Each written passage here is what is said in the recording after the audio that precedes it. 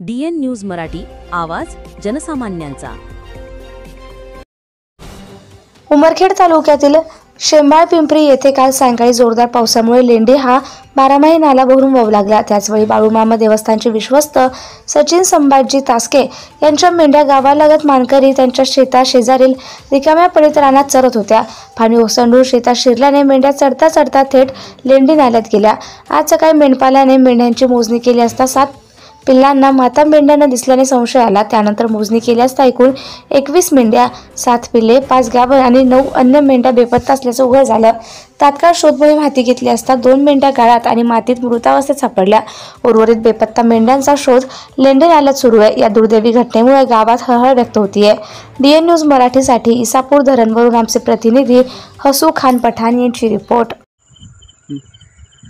काल दिनांक 27/9/2025 या दिवशी आमचे मेंढपाळ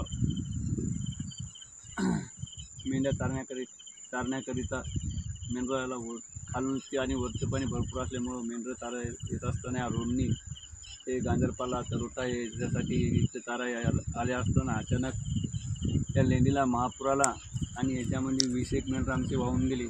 याच्यामध्ये 2 मेंढरं आम्ही पाहणी केली असता 2 मेंढरं इथे आढळून आले। कोणत्या प्रकारचा पत्ता नाही तरी माझी विनंती आहे तहसीलदार साहेबांनी याची सखोल चौकशी करून आम्हाला याचं फुल नाही फुलाची पाकळी काही ना काहीतरी मिळालं पाहिजे। ही आमची अशी व्यथा आहे धनगराची। बघा एवढं मोठं पाऊस, तेवढ्या पावसातसुद्धा आम्हाला घरी राहायला जमत नाही आणि या पाण्यानं भरपूर आमची नुकसान झाली आहे। अंदाजे कमीत कमी 2-2.5 लाख रुपये नुकसान झाली आहे। त्यामुळं शासनाने आमच्याकडे गांभीर्याने घेणे गरजेचं आहे।